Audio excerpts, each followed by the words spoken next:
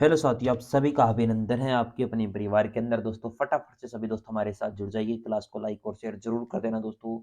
और आपको बता दूं, आपके एग्जाम के रिगार्डिंग हमारी क्लासेस चल रही है दोस्तों। इसमें थोड़ा इस संशोधन किया जाएगा, आपकी डिमांड होगी तो संशोधन करेंगे। दोस्तों आपको बता दूं, आप पशु परिचर का एग्जाम आप सभी को पता है अपना दिसंबर के अंदर होने वाला है। और उससे पहले सीईटी होगा। तो मैं चाहता हूं दोस्तों, सीईटी के मॉडल पेपर हम सीरीज चालू करें, और इसके लिए मैं अलग से एक वीडियो आपके लिए बना दूंगा। कौन कौन से क्या क्या डिफरेंस है सीईटी में, और क्या क्या आपके कौन कौन से टॉपिक कहाँ पर लगते हैं। थोड़ा बहुत डिफरेंस है, उसका वीडियो आपको मिल चुका होगा दोस्तों। यूट्यूब पर आप ये क्लास देख रहे हो तब तक तो दोस्तों आपको मिल चुका होगा। ठीक है ना, आप उस वीडियो को देख लेना, साउट डाउट आपके क्लियर हो जाएंगे। क्योंकि जो आपके पीटीटी और इसके अंदर आप सॉरी, हम अपने सीईटी के अंदर पशु परिचर के अंदर बी पार्ट का ही फर्क है, और सारा सब्जेक्ट सेम है। ठीक है। वैसे रीजनिंग नहीं लगती, और आपकी मैथ नहीं लगती, सॉरी आपकी रीजनिंग नहीं लगती और हिंदी इंग्लिश नहीं लगती उसमें। वो आपसे अलग से वो मॉडल पेपर हम सीरीज चालू करेंगे, उसके अंदर मैं बता दूंगा इस सीरीज में ये पढ़ने वाले हैं। ठीक है। या टॉपिक वाइज सीरीज चालू करें, जल्दी से बताओ। इस सीरीज को थोड़ा विराम देना पड़ेगा, क्योंकि दोस्तों पशु परिचर वाले स्टूडेंट है ना, वो कह रहे हैं कि कुछ स्टूडेंट के मैसेज आ रहे हैं कि सर आप वो चालू करिए, आप जो आपके एग्जाम के अंदर है ना। एक मिनट थोड़ा सा दोस्तों, कि आप सीईटी का कुछ करवाइए, इसलिए दोस्तों क्योंकि आपका टाइम खराब नहीं करना चाहता। साथ में आपका जीके भी स्ट्रॉन्ग कर दूंगा दोस्तों। बी पार्ट के लिए अलग से मैं क्लासें लगवा दूंगा, इसकी चिंता मत करना। साइंस के लिए वो आपसी मॉडल पेपर के अंदर वो चलेगी। जिस प्रकार आप क्लास डिमांड करोगे उस प्रकार मैं क्लासें लगवा दूंगा। ठीक है ना, आप कमेंट करना। ये एक बार दोस्तों लास्ट मॉडल पेपर है, 8वां मॉडल पेपर है। फिर इस सीरीज को वापस कंटिन्यू कर देंगे जब एग्जाम के थोड़े दिन कम बचेंगे ना दोस्तों। लगभग आपके मई के आसपास, जून के आसपास सीरीज को चालू करेंगे। मुझे इस सीरीज के 100 मॉडल पेपर करवाने, वो आपको करवा दूंगा। ठीक है। चलो, राजस्थान के किस जिले में सूर्योदय सबसे पहले दिखाई देता है दोस्तों? तो जरूर कमेंट करिए दोस्तों जल्दी से, और लाइक और शेयर का बटन दबा देना दोस्तों। आपके लिए दोस्तों पूरी डेडिकेटेड के साथ पूरी टीम आपके साथ जुड़ी हुई है, पीएसपी क्लासेस बीकानेर के नाम से दोस्तों। ठीक है। बूंदी, झुंझुनू, धौलपुर, करौली, ये तो शायद प्रश्न करवा दिया था सुबह वाली क्लास के अंदर दोस्तों, शायद जो कल हुई थी मॉडल पेपर वाली, उसके अंदर या फाइल वही ऐड कर दी। हम्म शायद वही फाइल ऐड है, एक बार देख लेता हूँ। वही फाइल ऐड कर दी ना सर? एक मिनट दोस्तों, फाइल वही ऐड कर दिया। ये पिछले मॉडल पेपर के अंदर करवा दिया है मैंने दोस्तों। एक मिनट में दोबारा दोस्तों जो फाइल है ना, वो करवा देता हूँ। एक बार नेट दोबारा कनेक्ट करता हूँ, एक मिनट थोड़ा सा समय लगेगा दोस्तों, क्योंकि डिस्कनेक्ट था नेट। एक बार थोड़ा सा दोस्तों इंतजार करिएगा, फाइल वही सर ने ऐड कर दिया है। चलो, फाइल पूरी ऐड हो चुकी है सही रूप से दोस्तों। ये इस फाइल के जो फाइल पुरानी थी दोस्तों, उसकी हमने कर चुके हैं उस मॉडल पेपर को। ये देखो, निम्नलिखित में से राजस्थान का कौन सा हवाई अड्डा स्थान के साथ सही सुमेलित नहीं है? यानी कौन सा हवाई अड्डा है वो स्थान के साथ सुमेलित नहीं है? सांगानेर हवाई अड्डा जयपुर के अंदर है क्या दोस्तों? जल्दी से कमेंट करके बताइए, सांगानेर हवाई अड्डा कहां पर है? जयपुर के अंदर है दोस्तों। नाल हवाई अड्डा बीकानेर के अंदर, सैन्य हवाई अड्डा भी इसे कहते हैं। डबोक हवाई अड्डा जैसलमेर दोस्तों। अरे डबोक हवाई अड्डा जैसलमेर के अंदर थोड़ी है। हम्म उदयपुर के अंदर है। जैसलमेर के अंदर तो दोस्तों हवाई अड्डा ये है नहीं। डबोक हवाई अड्डा तो उदयपुर के अंदर, रतनवाड़ा हवाई अड्डा जोधपुर के अंदर है। ठीक है। और जैसलमेर हवाई अड्डा है दोस्तों जैसलमेर के अंदर। जैसलमेर हवाई अड्डा जैसलमेर के अंदर है दोस्तों। कई कंफ्यूज मत हो जाना, कई बार जैसलमेर पूछ रहे थे आपको, सर ये तो है ही नहीं वहां पर है हवाई अड्डा। वैसे पूछता नहीं है इतना इजी पर्सन, लेकिन दोस्तों कई बार दोस्तों किस्मत खराब हो ना, तब दोस्तों पर्सन ऐसा आ जाता है। जैसलमेर में ही है दोस्तों ये। ठीक है। और जो अपन डबोक हवाई अड्डा है, इसका ही अन्य नाम है दोस्तों महाराणा प्रताप हवाई अड्डा। क्या नाम है? महाराणा प्रताप हवाई अड्डा दोस्तों। ठीक है। महाराणा प्रताप हवाई अड्डा किसका नाम है? आपको याद रखना है दोस्तों, कि जो आपका डबोक हवाई अड्डा है, इसी का नाम दोस्तों महाराणा प्रताप हवाई अड्डा है, जो आपके उदयपुर में है। महाराणा प्रताप हवाई अड्डा नाम देता तो आप आसानी से समझ सकते थे कि उदयपुर के अंदर है, ये जैसलमेर देखा है, गलत है। लेकिन डबोक हवाई अड्डा दे दिया तो आप बोल हो जाओगे।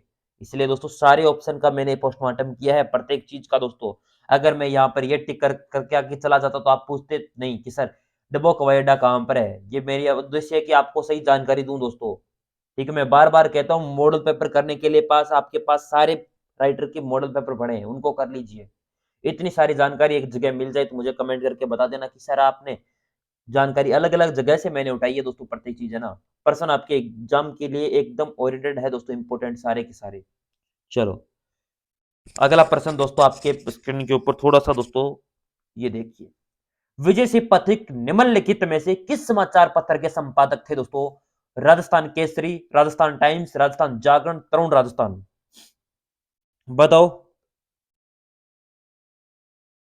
राजस्थान टाइम्स के दोस्तों कौन है? पहले तो ये बताओ। राजस्थान टाइम्स के दोस्तों ये अजमेर से संपादन होता है इसका, अजमेर से संपादन। अजमेर से संपादन किया था लक्ष्मण दास ने। किसने किया था? लक्ष्मण दास ने दोस्तों इसका संपादन किया था। ठीक है। तरुण राजस्थान दोस्तों, इसका बताओ तरुण राजस्थान का। तरुण राजस्थान का दोस्तों आपके कौन थे दोस्तों उस समय? 1920 के अंदर प्रकाशन हुआ था, 19 20 21 के अंदर। अजमेर के थे शोभालाल, एक तो शोभालाल थे और एक कौन थे जल्दी से कमेंट करिए आपने। एक शोभालाल व इनके साथ थे दोस्तों आपके, अभी याद नहीं आ रहा, राम नारायण चौधरी दोस्तों, राम नारायण चौधरी, इनके नेतृत्व में किया जाता है दोस्तों। ठीक है, बहुत ही बढ़िया दोस्तों। चलो, और जो अपने विजय सिंह प्रतीक था अपने था वो राजस्थान केसरी दोस्तों। ठीक है, राजस्थान केसरी दोस्तों प्रकाशन 1919 के अंदर होता है। ठीक है, चलो अगला प्रश्न। निम्बार्क संप्रदाय की सलेमाबाद पीठ है, सीट नहीं है दोस्तों, पीठ के अजमेर में किस नदी के तट पर स्थित है दोस्तों? साबी नदी, अनस नदी, रूपनगढ़ नदी या जाखम नदी? बताओ। अनास नदी दोस्तों, अनस नहीं, अनास नदी का उद्गम स्थल कहां से है? मध्य प्रदेश से। राजस्थान में प्रवेश बांसवाड़ा से। याद होना चाहिए दोस्तों, सारी चीजें आपको बता रखी है। बांसवाड़ा में राजस्थान से प्रवेश करती है और दोस्तों बांसवाड़ा में बहती हुई अपनी कौन सी नदी में मिल जाती है? आगे चलकर दोस्तों बांसवाड़ा में ही जो माही नदी है उसके अंदर ये नदी आपकी मिल जाती है आगे।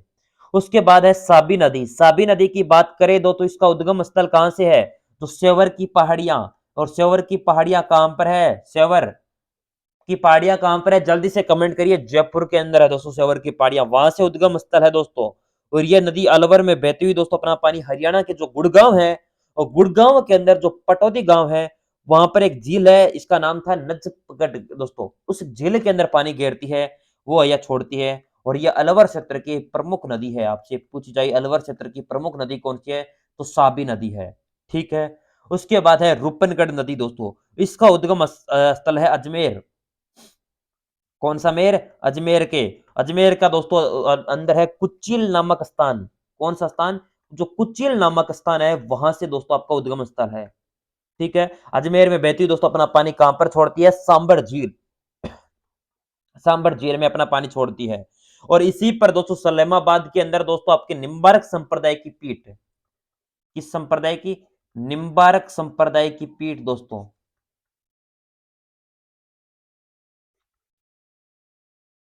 पीठ स्थित है दोस्तों। और इसी नदी अजमेर भी इसी नदी के तट पर स्थित है। साबी नदी के तट पर भी अजमेर बना हुआ है। अनस नदी मध्य प्रदेश में बांसवाड़ा में माई नदी में मिल जाती है, बांसवाड़ा में प्रवेश करती है। रूपनगढ़ अजमेर में के अंदर है। कुचेल नामक स्थान से सांबर से प्रवेश अपनी उद्गम स्थल है। और जाखम नदी इसका राइट हो जाएगा, निम्बार्क संप्रदाय जाखम नदी दोस्तों। जाखम थोड़ी, रूपनगढ़, रूपनगढ़, सॉरी सॉरी, कुचेल में सॉरी सॉरी, यहाँ पर तो लिख दिया ऊपर। निम्बार्क संप्रदाय की जो पीठ है सलेमाबाद दोस्तों, रूपनगढ़ नदी के ऊपर है दोस्तों, रूपनगढ़ सही है। सलेमाबाद दोस्तों सही है। सॉरी सॉरी, गलतियाँ, कई बार गलतियाँ हो जाती है, उसको सुधारना मेरा काम है दोस्तों, इसीलिए मैं पढ़ा रहा हूँ ना। कई बार गलतियाँ हो जाती है, लेकिन आप रूपनगढ़ नदी कर लेना, यहाँ पर सलेमाबाद पीठ स्थित है दोस्तों, ठीक है ना। और अपने जो 36वें निम्बारक का जो अपने आचार्य परशुराम के द्वारा यहाँ पर निर्माण करवाया गया था। ठीक है। चलो अगला प्रश्न आपके स्क्रीन पर दोस्तों, बहुत ही बढ़िया और शानदार अगला प्रश्न ये रहा। अर्जुन लाल सेहटी ने राजस्थान के किस शहर में वर्धमान पाठशाला नामक विद्यालय की स्थापना की? अजमेर, जयपुर, जोधपुर, आपका भरतपुर? बताओ।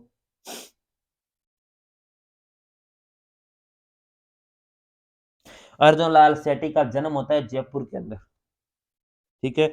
ये एक महान स्वतंत्रता सेनानी थे दोस्तों, जिनके द्वारा स्वतंत्रता पाठ पढ़ाने के लिए जयपुर के अंदर दोस्तों अपना कौन सा भारत के पहले राष्ट्रीय विद्यालय जैन वर्धमान विद्यालय की स्थापना करते हैं। और वह कहां पर करते हैं? आपकी जयपुर के अंदर इनके द्वारा स्थापना की जाती है दोस्तों।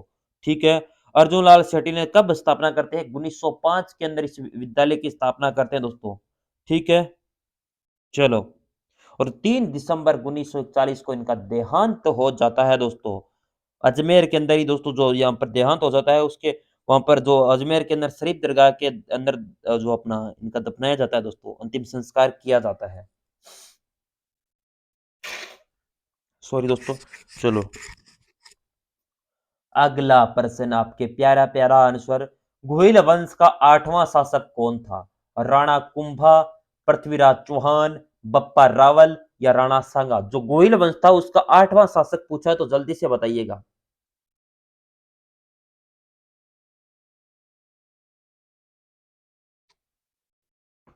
घुइल वंश का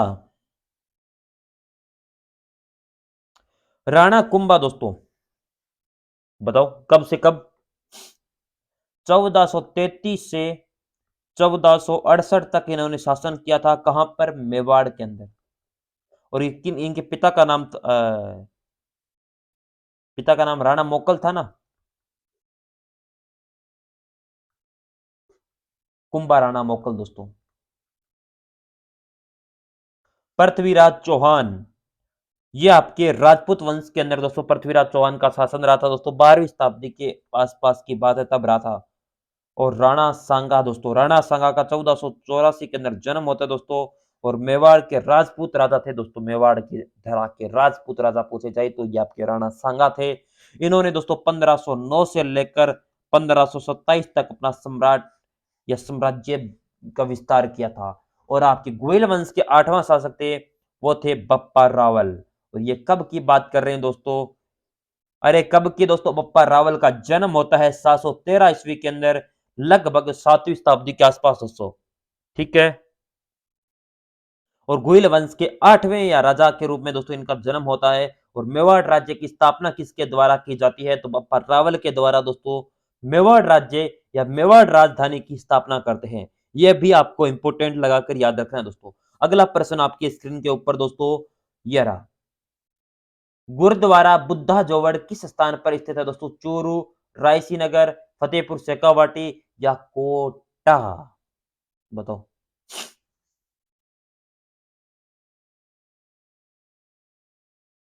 अब कुछ चीजें दोस्तों लिखानी है। मैं तो दोस्तों इसे नहीं पढ़ने वाला, मैं तो चीजें लिखवाऊंगा। मेरा तो दोस्तों एक ही टारगेट है, बस सारी चीजें लिखवा दूं। स्वर्ण मंदिर कहां पर है? बताओ। सर स्वर्ण मंदिर तुम्हें सुनियो ही कौन? स्वर्ण मंदिर सुनियो नहीं तो अमृतसर के अंदर क्या सुनियो? बताओ। सर मैं सुनियो ही कौन? माने ध्यान कौन या क्या काम चाल सी? मनीष, ये ऐसे क्यों कमेंट कर रहे हो? फतेहगढ़ साहिब की जो गुरुद्वारा है दोस्तों, यह कहां पर है? साहिब गुरुद्वारा, गुरुद्वारा कहां पर है दोस्तों? यह आपका पंजाब के अंदर है। गुरु नानक दरबार साहिब या गुरु नानक साहिब दरबार कहां पर है दोस्तों?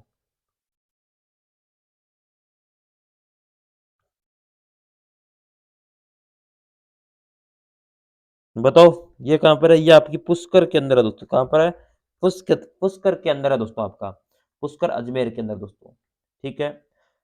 आपका और कौन सा बच गया? बुद्धा जोहर दोस्तों गुरुद्वारा आप पूछे तो आपका श्री कौन सा? गंगानगर दोस्तों। गंगानगर की जो रायसी नगर तहसील है वहां पर दोस्तों गुरुद्वारा बुद्धा जोहर गुरुद्वारा स्थित है दोस्तों। गंगानगर जिले की रायसी नगर तहसील है दोस्तों। वर्तमान में दोस्तों ये शायद अनूपगढ़ के अंदर है क्या? बताओ। अनूपगढ़ के अंदर है क्या रायसी नगर तहसील? अरे बता दो, ऐसे काम चल जाएगा क्या दोस्तों?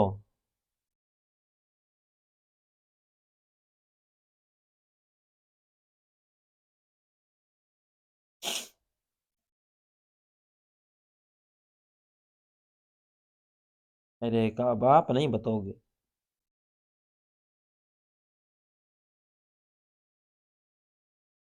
आप क्यों बता दो? आप तो बता दो कि आपके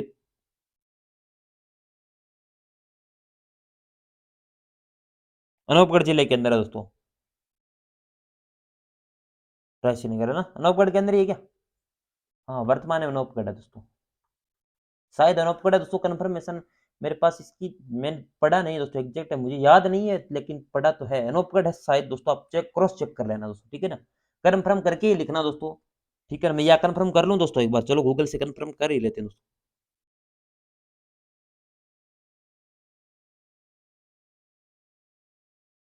अनूपगढ़ के अंदर ही है दोस्तों ये। अनूपगढ़ के अंदर ही आ रहा है।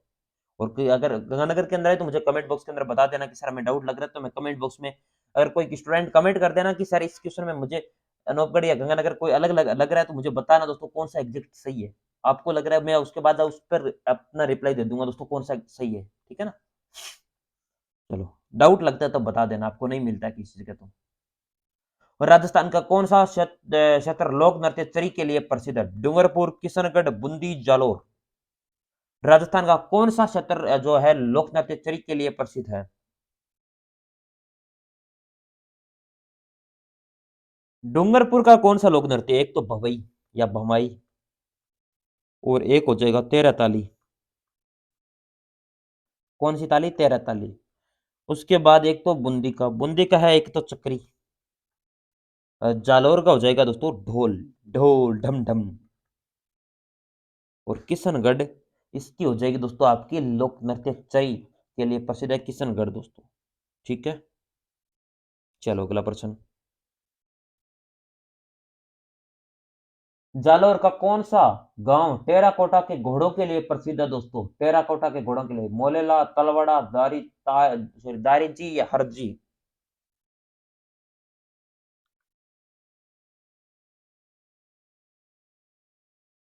बताओ इनमें से कौन सा दोस्तों प्रसिद्ध है?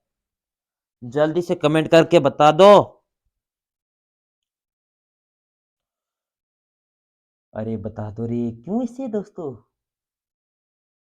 हरजी, हरजी ये गांव दोस्तों टेराकोटा के जो घोड़े होते हैं उसके लिए प्रसिद्ध है दोस्तों।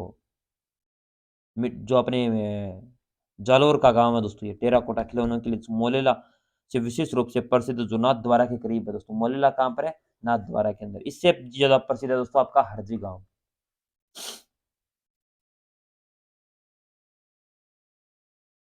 प्राचीन तीर्थ नाकोड़ा किस जिले से संबंधित है? जैसलमेर, बाड़मेर, अजमेर, कोटा।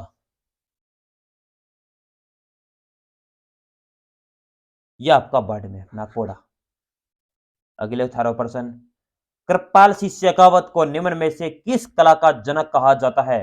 कागज मृदभांड, या नील मृदभांड, या काला मृदभांड, या लाल मृदभांड मृदांड। बताओ। कृपाल सिंह शेखावत। आपका नील मृदभांड दोस्तों ये आपके ब्लू पोट्री के लिए प्रसिद्ध है, जयपुर के, ठीक। काला मृदभांड दोस्तों ये आपके ब्लैक पोट्री के लिए प्रसिद्ध है, कोटा का। लाल मृदभांड आपका कहां का है? अलवर। अलवर का थोड़ी है, अलवर का ही क्या। और नील मृदभांड दोस्तों, लाल दोस्तों अपने अलवर का नहीं, कागजी मर्दभांड है अलवर का। लाल मर्दभांड कहाँ का है? कमेंट करके बताइए दोस्तों, ठीक है। और नील मर्दभांड है ये जयपुर का है दोस्तों। और ये इसका जनक भी कृपाल सिंह शेखावत ही है।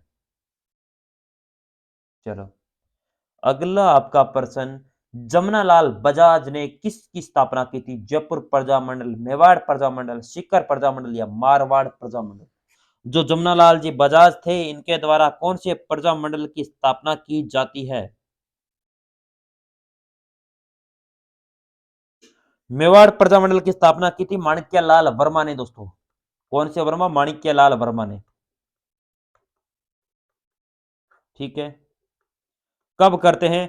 24 अप्रैल 1938 को दोस्तों, ठीक है। याद कर रहे ना तो फिर मत कहना। और आपका मारवाड़ प्रजा मंडल है, इसकी स्थापना 1934 के अंदर करते हैं दोस्तों जय नारायण व्यास, शेरे राजस्थान दोस्तों। जय नारायण व्यास के द्वारा दोस्तों। और इसके अध्यक्ष बनते हैं भंवरलाल सराफ। कौन से सराफ? भंवरलाल सराफ, ठीक है। चलो। और जो जमनालाल बजाज ने जयपुर प्रजा मंडल की स्थापना करते हैं, जो जयपुर प्रजा मंडल था इसकी स्थापना करते हैं दोस्तों, ठीक है। कब करते हैं? 1931 के अंदर। जो अपने कपूर चंद पाटनी की अध्यक्षता के अंदर 5 वर्षों तक ये निष्क्रिय रहा था दोस्तों। राजस्थान का पहला प्रजामंडल पूछा जाए तो जयपुर प्रजामंडल है। जमनालाल बजाज ने इसकी स्थापना की थी, 1931 के अंदर स्थापना की थी। और दोस्तों अध्यक्ष कौन बनते हैं? इसके दोस्तों अध्यक्ष बनते हैं आपके कौन से पाटली कर्पूर चंद पाटली या पाटनी, इसकी अध्यक्षता करते हैं दोस्तों। और ये 5 साल तक निष्क्रिय रहता है। उसके बाद दोस्तों आपके 1937 के अंदर एक तो बनते हैं सेठ जमुनालाल बजाज और एक हीरालाल शास्त्री के नेतृत्व के अंदर दोस्तों ने अपने नवगठित प्रजामंडल 1937 से कार्य इन्होंने शुरू किया था। और दोस्तों 1938 में इस प्रजामंडल के अध्यक्ष बन चुके थे जमुनालाल बजाज दोस्तों। ठीक है।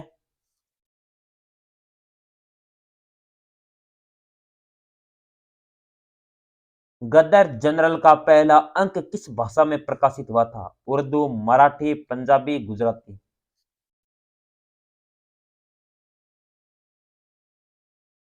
गदर कब? 1913 के अंदर। कौन सी भाषा? उर्दू आपकी भाषा थी, उसके भी अंदर प्रकाशित होता है दोस्तों। ठीक है। इंपॉर्टेंट लगाकर याद कर लेना दोस्तों, जिससे एग्जामिनर आपसे पूछे उस प्रकार का आप राइट आंसर दे दो। फिर मत कहना कि सर आपने बताए और मैं गलत करिए है। आप बात कौन नहीं वेके।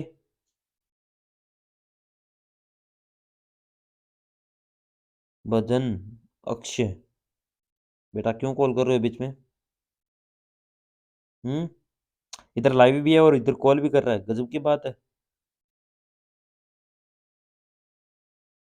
चलो अगला प्रश्न। सॉरी बैक चला गया क्या? बैक का बटन दब गया। 1857 के विद्रोह के समय ठाकुर कुशाल सिंह ने किस स्थान पर विद्रोह का नेतृत्व किया था दोस्तों? बहुत बढ़िया प्रश्न है। ये शायद पहला ही मॉडल पेपर और पहला ही क्वेश्चन था, उसके अंदर मैंने एक्सप्लेन किया था 1857 की क्रांति के बारे में पूरी की पूरी चर्चा की थी। 1857 की क्रांति का दोस्तों शुरुआत कहां से होती है? नसीराबाद से शुरू होती है। कब होती है? 28 मई 1857 को। ठीक है, शुरू होती है।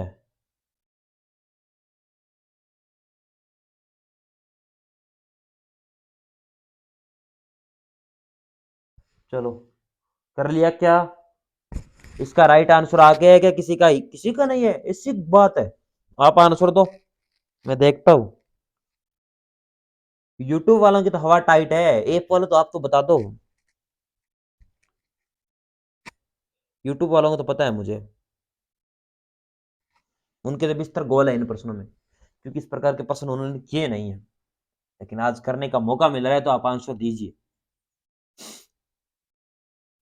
सरल है, हार्ड नहीं दोस्तों, ऐसा मत कहना कि मैं ऐसे बोल रहा हूँ। सरल प्रश्न है, बहुत इजी। अव्वा के हैं, नेतृत्व करते हैं दोस्तों ये जोधपुर सेना के जो अहुआ दोस्तों किसके अंदर? जोधपुर सेना की टुकड़ी थी, रिनपुरा छावनी के अंदर रखा गया था अहुआ के अंदर। चलो। इजलास खास का गठन किसने किया था? महाराजा बन्ने सिंह, महाराजा अजित सिंह, महाराणा सज्जन सिंह या राणा भगवंत सिंह? जो अपने इजलास खास जो गठन है उसका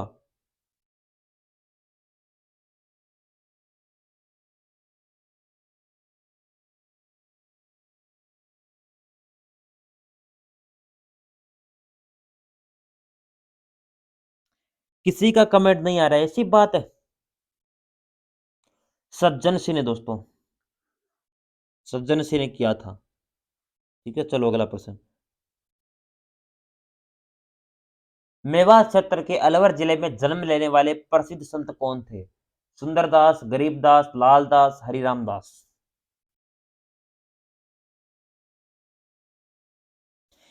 जो भी आंसर है उसका राइट आंसर आपको बताना है। 1540 में उनका जन्म हुआ था है धोली गांव में। अब बता दो, धोली गांव है कहां पर? अलवर के अंदर। अरे अब तो बता दो रे।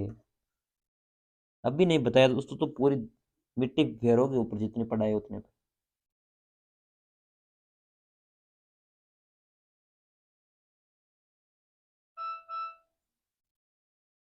गजब की बात है दोस्तों, अंदर मोबाइल पड़ा है, कह रहा है कि रिचार्ज करो। प्रसिद्ध संत कौन थे दोस्तों? वो थे आपके लालदास। 1540 में इनका धौली गांव अलवर के अंदर जन्म होता है दोस्तों। चलो, निर्गुण भक्ति के उपदेश दिए थे इन्होंने।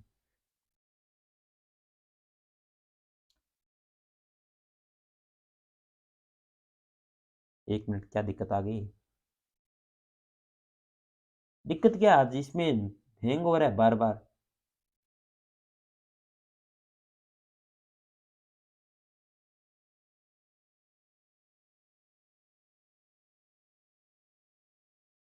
आज सुबह क्या दिक्कत, सुबह से प्रॉब्लम आ रही है। चलो अब हुआ है ना। चलो ये प्रश्न करो और आंसर दो दोस्तों। कमजोर मांसपेशियों और बहुत कम ऊर्जा वाले व्यक्ति विटामिन बी वन की कमी के कारण निम्नलिखित में से किस रोग से ग्रसित होते हैं दोस्तों? स्कर्वी, सूखा रोग, रतन रोग या बेरी? साइंस का प्रश्न है, बहुत ही इजी प्रश्न। एक टेबल लिखाई थी आपको, अगर किसी को याद है तो। याद क्या नहीं करा, मन की जरूरत है। यही तो आपका मकसद है। याद तो आपको करनी है नहीं दोस्तों। याद करनी होती तो आप शायद सारी चीज आप पढ़ते। हम्म। याद नहीं करनी आपको तो। एक मिनट दोस्तों, मैं टेलीग्राम के माध्यम से एक मैंने पीडीएफ फाइल भेजी है, जल्दी से आप एक बार नोट डाउन करिए। क्या बात है, नेट आई नहीं है क्या? चलो मैंने टेलीग्राम पर भेजी नहीं है ना। एक बार थोड़ा सा रुकिए दोस्तों।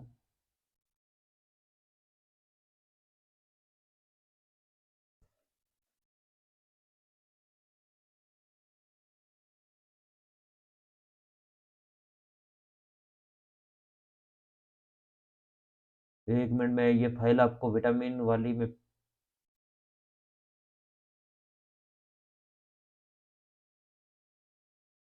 वहाँ पर सेव करके मैं आपको दिखाता हूँ कुछ चीजें आपको इसके अंदर। विटामिन, अन्य विटामिन के बारे में थोड़ा सा बता देता हूँ आपको। थोड़ी सी अन्य जानकारी जिससे आप भी खुश हो जाओ कि सर क्या बताते हो, आप पढ़ाते हो, इतना तो गजब पढ़ाते हो सर। ये देखो, है ना? फाइल गजब है ना? पढ़ने का मन कर रहा है या नहीं कर रहा आपका, बताओ। आपको सर पढ़ने का तो मन कर रहा है, लेकिन अब याद कैसे होगी? याद भी होगी। विटामिन ए, इसका रासायनिक नाम होता है रेटिनोल दोस्तों। ये देख लो, लिख लो आराम से।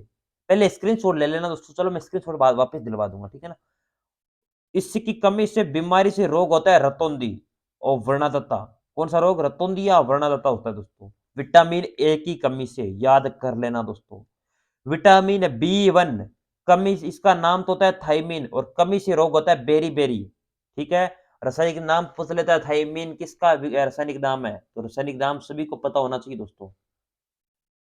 विटामिन बी थ्री, नियासिन, तो त्वचा को सफेद होना या मानसिक रूप से कमजोर होना दोस्तों, विटामिन बी थ्री। चलो, विटामिन बी फाइव, पैथोथेनिक, त्वचा का फटना दोस्तों। इसकी कमी से रोग, त्वचा अलग अलग रूप से फट जाती है ना, उस प्रकार ये पैथोनिक या पैथोथेनिक रोग होता है। सॉरी, इसका रासायनिक नाम है विटामिन बी फाइव की कमी से। विटामिन बी सिक्स, इसका रासायनिक नाम होता है पायरिडोक्सिन। और एनीमिया या त्वचा रोग दोस्तों, इससे रोग होता है विटामिन आपकी कमी से, बी सिक्स से। विटामिन बी सेवन, बायोटीन, लकवा या शरीर में दर्द या बाल गिरना दोस्तों, विटामिन बी सेवन का कार्य होता है। इसकी कमी से ये रोग होने लग जाते हैं। विटामिन बी नाइन या बी इलेवन दोस्तों, इसे दो नाम से बी नाइन भी बोला जाता है, बी इलेवन भी बोला जाता है। तो फलिक कमल इसे कहते हैं। और एनीमिया और पेचिस रोग इसी के कारण होते हैं दोस्तों, ठीक है?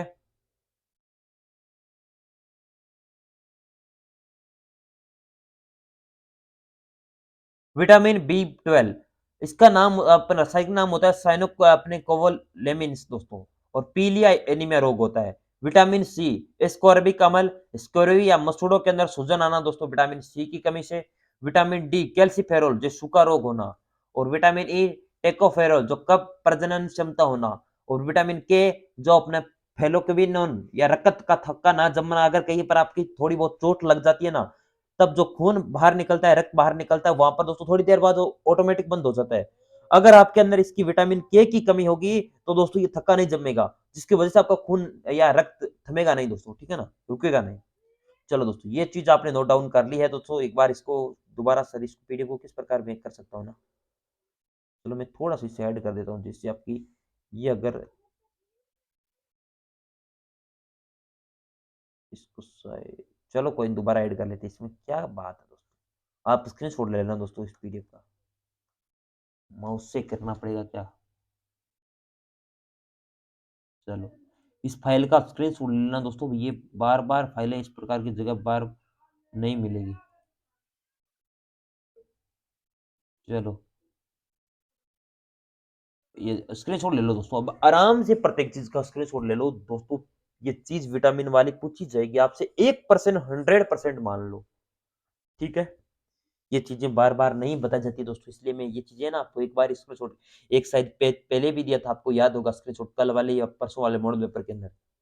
ये चीजें होती है दोस्तों जो इंपॉर्टेंट, ये पेड कोर्स के अंदर नहीं मिलती, फिर भी आपको यूट्यूब वालों को तो फ्री दे रहे हैं। हम चाहते हैं कि स्टूडेंट पढ़े बस। अब आपसे क्या पूछा, अब आपने याद किया तो विटामिन बी 1 की कमी से होने वाला रोग कौन सा है दोस्तों, जल्दी से बताओ। अरे कौन सा रोग होता है, याद ही नहीं sir. Berry berry, berry berry किससे, स्कर्वी। ये रोग किसकी कमी से होता है दोस्तों, स्कर्वी रोग। स्कर्वी विटामिन सी की कमी से यह रोग होता है। सूखा रोग, सूखा रोग किसकी कमी से होता है दोस्तों, विटामिन डी, जिसका दोस्तों कैल्सीफेरोल नाम होता है, रासायनिक नाम कैल्सीफेरोल। विटामिन सी का अपना नाम होता है एस्कॉर्बिक कमल। रतौंधी रोग ये आपके विटामिन ए रेटिनॉल, रासायनिक नाम, और विटामिन ए की कमी से दोस्तों, और बेरी बेरी विटामिन बी 1 की कमी से दोस्तों, ठीक है। सारे याद होने चाहिए।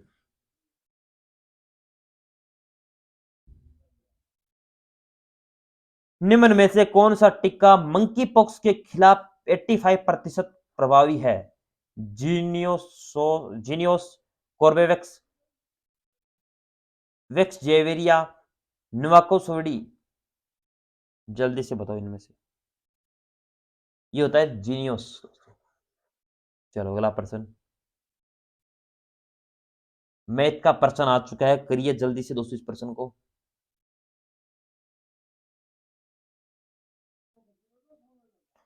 6,000 रुपए का, रुपए पर 5 वर्षों के लिए 10% वार्षिक दर से चक्रवर्ती ब्याज ज्ञात कीजिए जो वार्षिक रूप से संयोजित हो।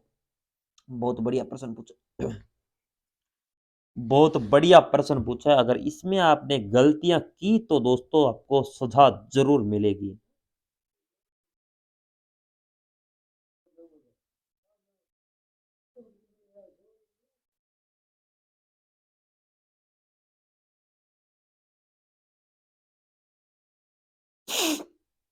चलो बताओ बताओ।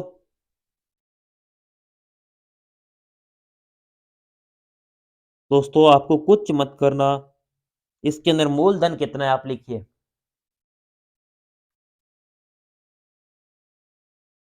मूलधन, मूलधन है आपका 6,000 रुपए, ठीक है। दर कितनी है, 10%। समय कितना है, 5 वर्ष का, ठीक है। सूत्र क्या होता है, अमाउंट बराबर पी इंटू 100 प्लस आर। ये आपका फॉर्मूला, अगर आपको दोस्तों क्या पूछिए, क्या पूछिए चक्रवर्ती ब्याज पूछा तो इसका यही फॉर्मूला होता है, कितने टाइम्स यानी कितना समय। तो ए अमाउंट आपके पास है क्या दोस्तों, आप कहोगे सर हमारे पास ए का मतलब क्या होता है सर, ए का मतलब होता है मिश्र धन दोस्तों, मिश्र धन कितना है, मिश्र धन, ठीक है। समझ में आ गया क्या, मिश्र धन। ए बराबर पी कितना है, 60,000 रुपए, इंटू 100 प्लस आर, 110 कर लो,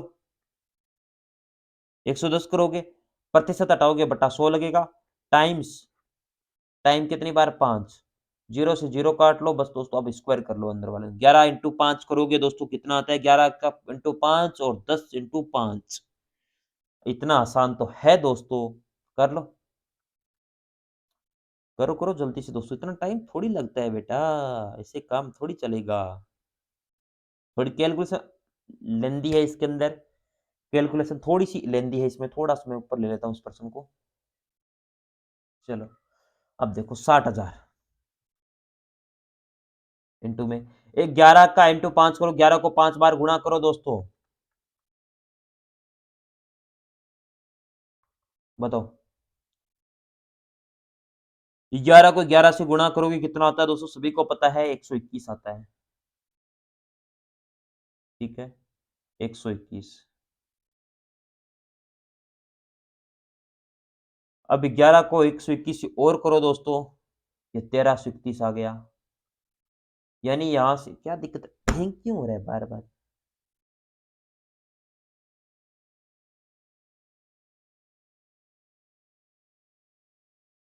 11 को करोगे तो 1331, फिर 11 × 11 कर लो 121।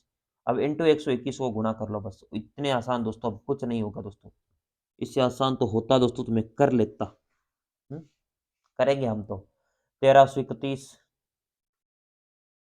आपका 2, 3 × 2 6, 3 × 2 6, 2 आपका, फिर 1331।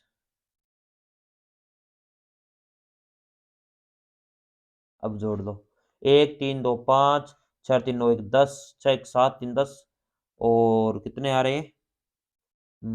6 3 9 1 10, 6 1 7 3, इसमें ये जोड़ दिया था।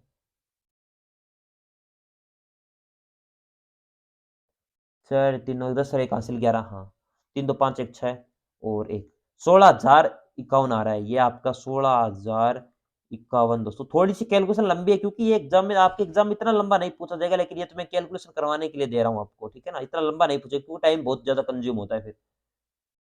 16 10 51 दोस्तों, 16 10 51 आ रहा है क्या आपका? Very good. उसके बाद आप करो 10 को 5, 10 को 5 बार तो करोगे तो आप बहुत इजी दोस्तों। कितने जीरो लगा दो? 5 जीरो लगा दो बस। 10 के आगे 5 जीरो लगा दो बस। 1 2 3 4 5, और इसके साथ 4 जीरो है, 4 जीरो से 4 जीरो काट दो बस। ठीक। अब इसको इसको गुणा कर लो, 161 जीरो 51 दोस्तों, इसको इसको गुणा कर लो। इसी से गुणा करने से पहले पॉइंट बाद में लगा देना, कोई बात नहीं। हाँ, 6 से गुणा कर लो दोस्तों, 6 से गुणा करो जल्दी से। अरे 6,000 से गुणा नहीं करोगे क्या? आपने कहा सर 6,000 से तो गुणा करना ही पड़ेगा। 161 है,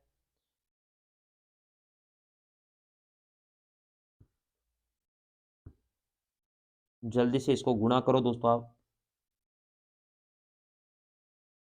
चलो, इसको गुणा करोगे तो कितना आ रहा है दोस्तों आपका? जल्दी से बताइए। 6 एकम 6, 6 एकम 6,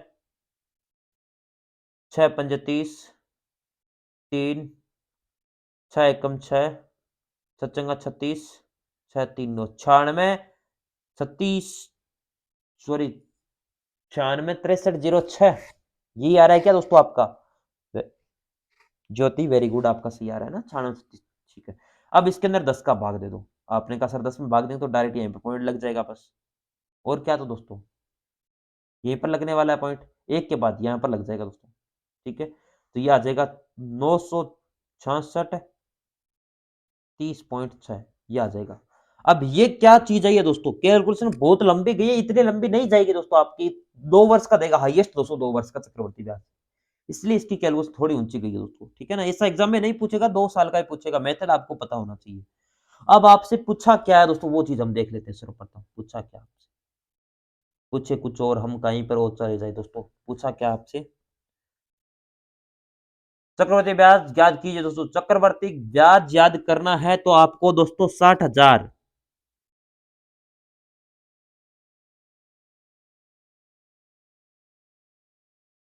तो इसमें से घटा लो 60,000 माइनस 200, जितना आया है 60,000 माइनस आपके कर लो 96,630, यही तो होगा। 96, एक मिनट दोस्तों, इसको दोबारा इरेज कर लेते हैं। 96,630.60, 60, 0, 3, 6, 6, 36,630 आ रहा है क्या किसी में? ये रहा दोस्तों, बस ये था। आपसे बार बार कह रहा हूं, ये इतना बड़ा प्रश्न आपसे नहीं पूछेगा दोस्तों, क्योंकि 2 साल का पूछेगा। यहाँ पर इतनी बड़ी कैलकुलेशन, इतना टाइम बहुत लगता है, लगभग हमें 3 से 4 मिनट लगे दोस्तों। हो सकता है 5 मिनट भी लग जाए दोस्तों। इसीलिए कहता हूँ तो, इस प्रश्न में तो इतना लंबा कैलकुलेशन 5 साल कभी दिया ही नहीं है दोस्तों। चक्रवर्ती हाईएस्ट 3 साल देता है, हाईएस्ट 3 साल है दोस्तों। और 3 साल में आप सभी को पता है क्यूब होती है डायरेक्ट, और 2 साल में स्क्वायर। ठीक है ना? इसलिए मैंने कैलकुलेशन थोड़ी आपको देखने के लिए, आपको पैटर्न पता है या नहीं दोस्तों, इसलिए दिया है। ठीक है, चलो अगला प्रश्न। मुर्गियों और गायों एक आदमी के स्वामित्व में है, ठीक है।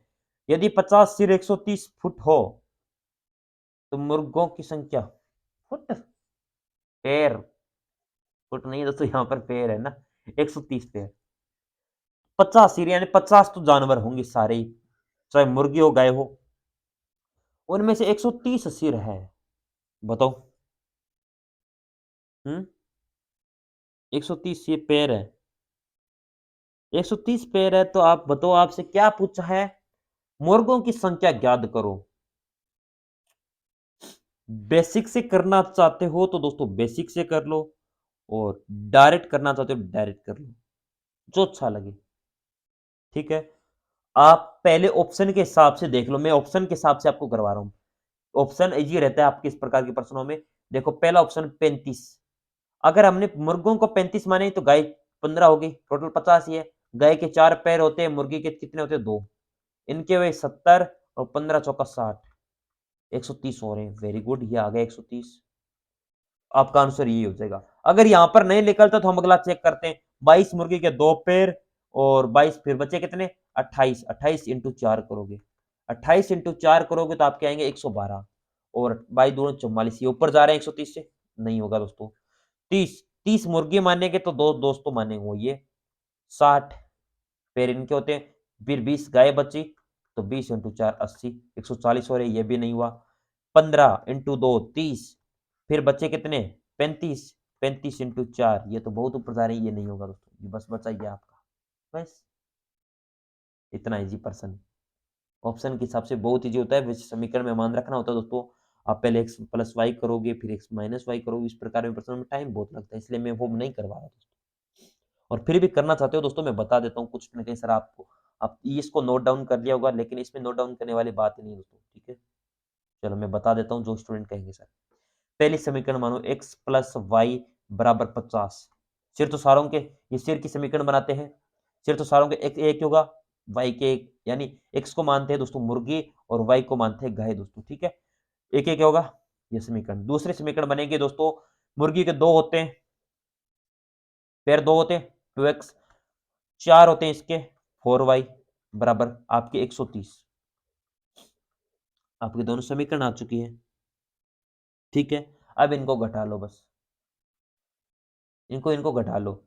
यहाँ पर दोस्तों थोड़ी बराबर लिख देता हूँ दोस्तों, जिससे आपकी थोड़ी इजी हो जाए दोस्तों। यहाँ पर 1 मिनट में इसको ऊपर वाले समीकरण को यहाँ पर लिख रहा हूँ दोस्तों, इसको घटाएंगे ना फिर ये समीकरण x, 1 मिनट थोड़ा बराबर लिखिए जिससे आपको आसानी समझ में आ जाए। x प्लस वाई बराबर 150, सॉरी 50, 150 नहीं है 50 है दोस्तों, ठीक है ना।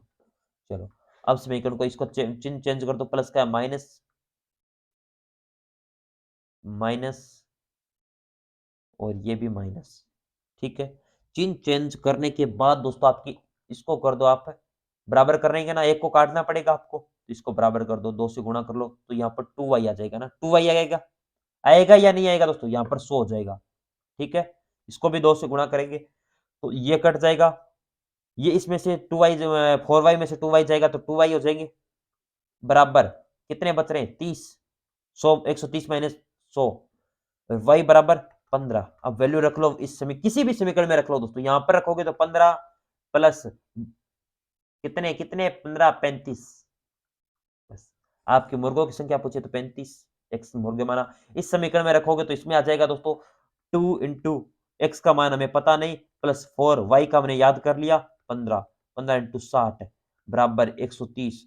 अब 130 इस साइड आप करोगे 65 बच रहे हैं क्या, ये 70 70, 70 को 2 से गुणा कर लो 35 आएगा, तो 35 आ जाएगा बस, जो अच्छा लगे वैसे कर लो बस। लेकिन इससे समीकरण से भी कर सकते हो और इससे भी कर सकते हो, जो अच्छा लगे उस मेथड से कर लेना दोस्तों, ठीक है ना। मैं आपको ऐसा नहीं कहूंगा इससे मत करो वैसे मत करो, ठीक है। आज पानी नहीं गैस रोक इसकी, चलो कोई नहीं। हाँ दोस्तों, देखो अगला प्रश्न आपके स्क्रीन के ऊपर आपकी बी पार्ट का है शायद अगला प्रश्न। चलो बी पार्ट, इस प्रश्न को पढ़िए और राइट आंसर देने की कोशिश करना, कोशिश करने वालों की कभी हार नहीं होती दोस्तों।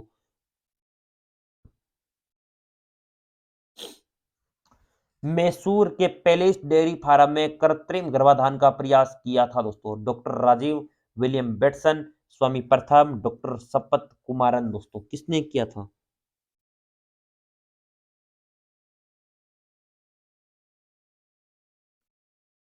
वो किया था सपत कुमारन दोस्तों। और कब किया था आपके 1739 के अंदर दोस्तों। पहले थे डेयरी फार्म मैसूर के अंदर दोस्तों इनका परीक्षण किया गया या प्रयास किया गया था पहली बार। ठीक है।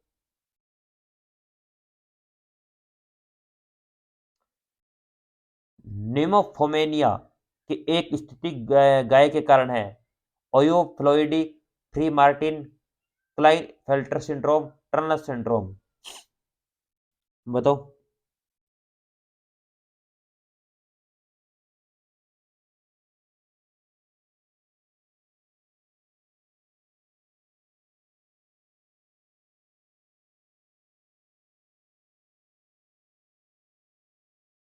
अरे बता दो।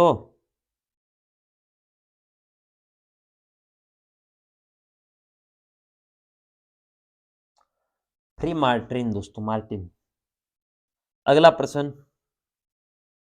जिन आहारों में 18% से कम कच्चा फाइबर होता है उन्हें कहा जाता है शुष्क पदार्थ, ठोस पदार्थ, पिडली पदार्थ या रुगेज।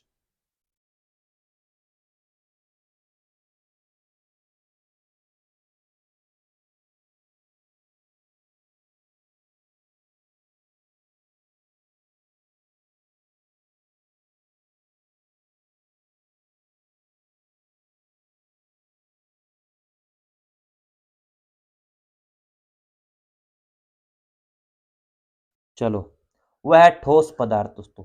ठोस पदार्थ है आपका।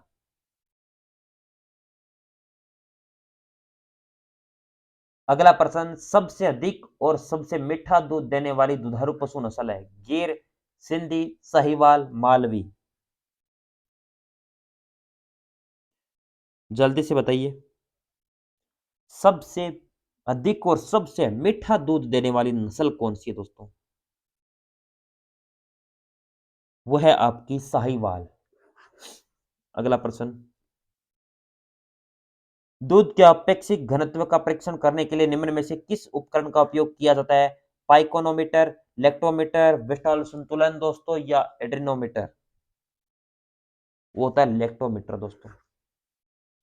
अगला प्रश्न।